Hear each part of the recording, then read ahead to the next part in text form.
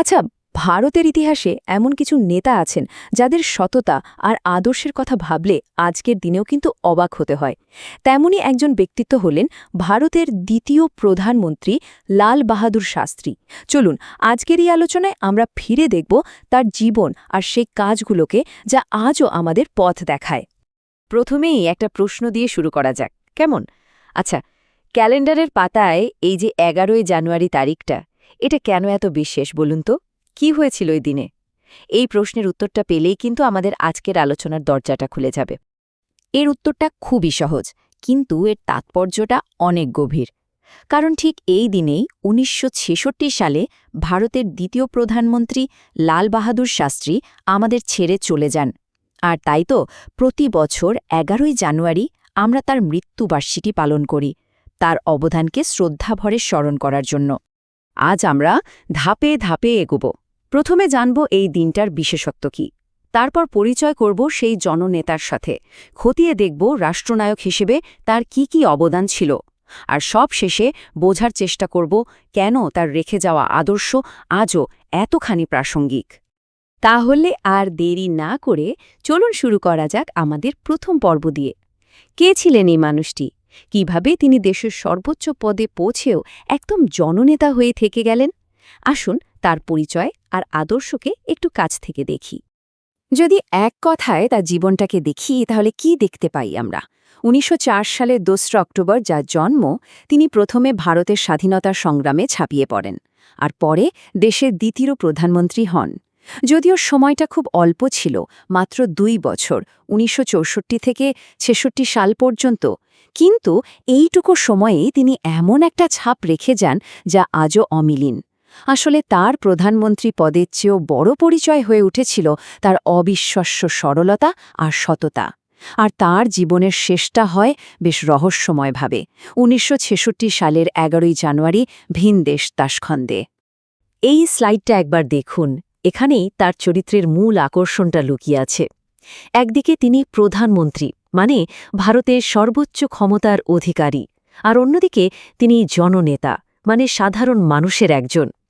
ভাবুন তো, যেখানে প্রধানমন্ত্রী মানেই রাষ্ট্রীয় ক্ষমতার প্রতীক, সেখানে শাস্ত্রীজি ছিলেন সততা আর নৈতিকতার এক জীবন্ত উদাহরণ। তিনি দেখিয়ে দিয়েছিলেন যে ক্ষমতার একেবারে শীর্ষে থেকেও মাটির কাছাকাছি থাকা যায়, সাদাসিধে জীবনযাপন করা যায়। এটাই ছিল তার সবচেয়ে বড় শক্তি। চলুন এবার তার কাজের দিকে একটু নজর দেওয়া যাক।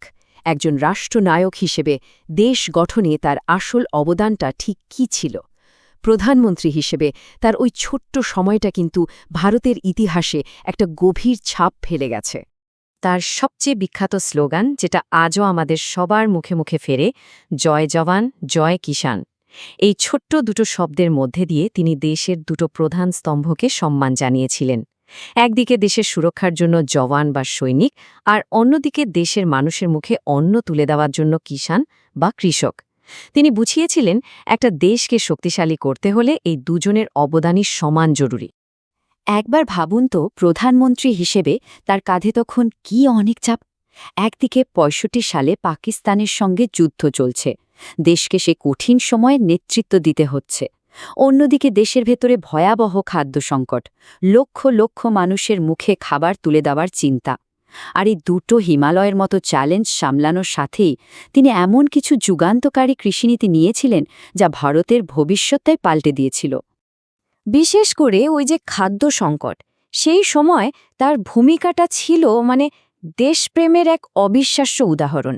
তিনি জানতেন শুধু সরকারি নির্দেশ বা লম্বা লম্বা ভাষণে এই সমস্যার সমাধান হবে না, এর জন্য দেশের প্রত্যেকটা মানুষকে এগিয়ে আসতে হবে। তাই তিনি শুধু নির্দেশ দেননি, নিজের সবার আগে পথ দেখিয়েছিলেন। আর তিনি কি করলেন জানেন?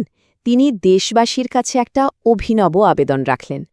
তিনি বললেন, দেশের খাদ্যভাণ্ডার বাঁচাতে প্রত্যেক ভারতবাসীকে সপ্তাহে অন্তত একদিন উপবাস করতে হবে। আর সবচেয়ে বড় কথা হল, এই নিয়মটা তিনি প্রথমে নিজের পরিবারে চালু করেন। যখন নেতা নিজে উদাহরণ তৈরি করেন, তখন জনতা তো তাকে অনুসরণ করবেই। আর সত্যি সত্যি দেশজুড়ে এই আবেদনে অভূতপূর্ব সাড়া মিলেছিল। তার দূরদৃষ্টির সবচেয়ে বড় প্রমাণ কিন্তু এই সবুজ বিপ্লবের ভাবনা। যদিও এই বিপ্লবটা পুরোপুরি সফল হয়েছিল তারপরে, কিন্তু এর বীজটা তিনিই পুঁতে দিয়ে গিয়েছিলেন। ভাবুন তো, সেই কঠিন সময়ে দাঁড়িয়েও তিনি বুঝতে পেরেছিলেন ভারতকে যদি খাদ্যে স্বয়ংসম্পূর্ণ হতে হয় তাহলে কৃষি ব্যবস্থায় একটা আমূল পরিবর্তন আনা ছাড়া আর কোনো রাস্তা নেই। এটাই ছিল তার ভিশন। তো আমরা আমাদের আলোচনার একেবারে শেষ পর্যায়ে চলে এসেছি। এতগুলো বছর পরেও কেন লাল বাহাদুর শাস্ত্রী আমাদের কাছে এত প্রাসঙ্গিক? তার রেখে যাওয়া উত্তরাধিকারটা ঠিক কী? তাহলে কেন আমরা তাকে আজও মনে রেখেছি? কারণগুলো কিন্তু খুব স্পষ্ট আর খুব গভীরও। প্রথমত, তার সেই বিরল সততা আর সরলতা।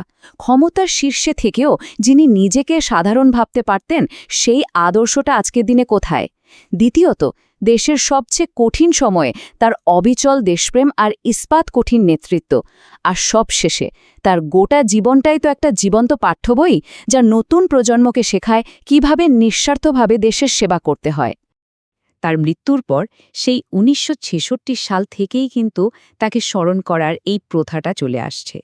আর অবাক করার মতো বিষয় হল, এটা কিন্তু কোনো সরকারি নির্দেশে শুরু হয়নি। এটা ছিল সাধারণ মানুষের স্বতঃস্ফূর্ত ভালোবাসা আর শ্রদ্ধার প্রকাশ।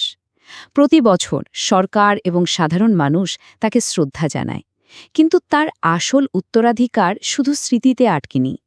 আজও তার আদর্শ আমাদের পথ দেখিয়ে চলেছে, এক জীবন্ত অনুপ্রেরণা হিসেবে। শেষ করার আগে একটা প্রশ্ন রেখে যাওয়া যাক সবার জন্য। সততা, সরলতা, আত্মত্যাগ নাকি কঠিন সময়ে নেয়া দৃঢ় নেতৃত্ব? আজকের ভারতে দাঁড়িয়ে লাল বাহাদুর শাস্ত্রীর ঠিক কোন আদর্শটি সবচেয়ে বেশি জরুরি বলে মনে হয়? উত্তরটা হয়তো আমাদের সবার কাছে এক হবে না, কারণ তার জীবন থেকে শেখার আসলেই কোনো শেষ নেই।